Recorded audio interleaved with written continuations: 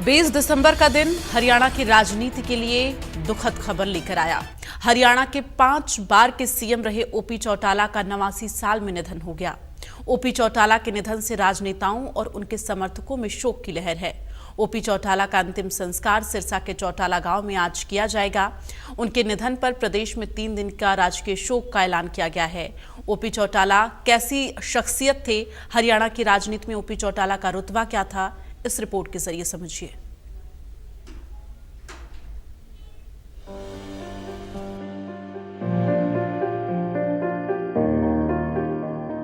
साल 2024 की विदाई से पहले ही हरियाणा की राजनीति में एक युग का अंत हो गया। हरियाणा के पूर्व मुख्यमंत्री ओम प्रकाश चौटाला ने 89 साल की उम्र में अंतिम सांस ली। लंबे समय से बीमार चल रहे ओपी चौटाला को शुक्रवार को दिल का दौरा पड़ा, जिसके बाद उन्हें गुरुग्राम के मेदांता अस्पताल में लाया गया, जहां करीब दोपहर 12 बजे उन्होंने अंतिम सांस ली। अपने अंतिम समय में भी ओपी चौटाला हरियाणा की राजनीति में सक्रिय रहे थे।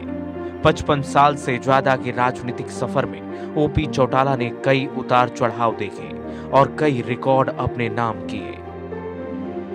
ओम प्रकाश चौटाला के नाम 5 बार हरियाणा के मुख्यमंत्री बनने का रिकॉर्ड भी रहा है। साथ ही ओम प्रकाश चौटाला 7 बार विधायक रहे हैं। ओपी चौटाला ने पहली बार 1989 में सीएम की कुर्सी संभाली, लेकिन 171 दिन बाद ही उन्हें पद से इस्तीफा देना पड़ा। इसके बाद उन्होंने 1990 में दूसरी बार और साल 1991 में तीसरी बार सीएम पद संभाला। साल 1999 में चौथी बार ओपी चौटाला ने सीएम पद की कमान संभाली। 4 बार सीएम बनने के बाद भी ओपी चौटाला एक भी कार्यकाल पूरा नहीं कर पाए थे, लेकिन ये कसर भी 2000 में ओपी चौटाला ने पूरी कर दी, जब उन्हें 5वीं बार सीएम पद संभालने का मौका मिला। सन 1968 में ओम प्रकाश चौटाला की ओर से पहली बार चुनाव लड़ा गया, लेकिन उन्हें हार का मुंह देखना पड़ा। लेकिन ओम प्रकाश चौटाला की ओर से हार स्वीकार नहीं की गई। उन्होंने चुनाव में गड़बड़ी का आरोप लगाया और हाईकोर्ट का रुख किया, जिसके बाद तकरीबन 1 साल तक चली सुनवाइयों के बाद लालचंद की सदस्यता को हाईकोर्ट की ओर से रद्द कर दिया गया। 1970 में फिर से उपचुनाव हुए और ओम प्रकाश चौटाला जनता दल की टिकट पर यह चुनाव लड़े और विधायक बने।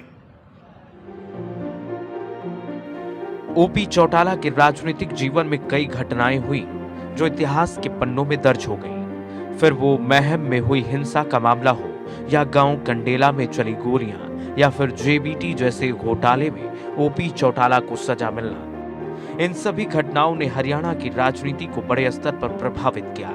ओपी चौटाला के सियासी सफर की औपचारिक शुरुआत साल 1968 में ओम प्रकाश चौटाला पहली बार ऐलानाबाद सीट से चुनावी दंगल में उतरे, लेकिन विशाल हरियाणा पार्टी से उम्मीदवार लालचंद खोड़ ने उन्हें हरा दिया।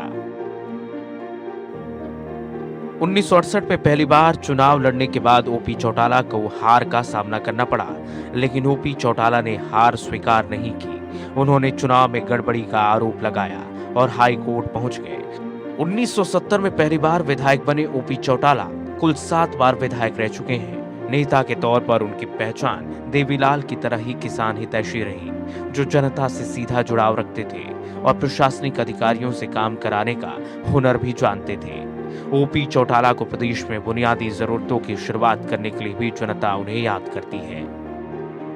हालांकि टीचर भर्ती घोटाले का अध्याय भी उनके नाम के साथ याद किया जाता रहेगा, जब साल 1999 से 2000 में हरियाणा के 18 जिले में टीचर भर्ती घोटाला सामने आया। यहां मनमाने तरीके से 3206 जूनियर बेसिक ट्रेनिंग टीचरों की भर्ती की गई थी। 2004 में सीबीआई ने ओम प्रकाश चौटाला को 10 साल की सजा सुनाई और उन्हें जेल जाना पड़ा, लेकिन वहां भी उन्होंने कुछ नया सीखने की कोशिश की और ओम प्रकाश चौटाला ने जेल में रहकर 10वीं और 12वीं की परीक्षा पास की, जिसकी चर्चा देश प्रदेश में हुई। लंबी सियासी पारी का हिस्सा रहे ओपी चौटाला ने अपने सामने ही पार्टी का बंटवारा भी देखा और पार्टी इनेलो का विघटन भी। इसके बावजूद भी ओपी चौटाला सामने रहकर संगठन को मजबूत करने का काम करते रहे।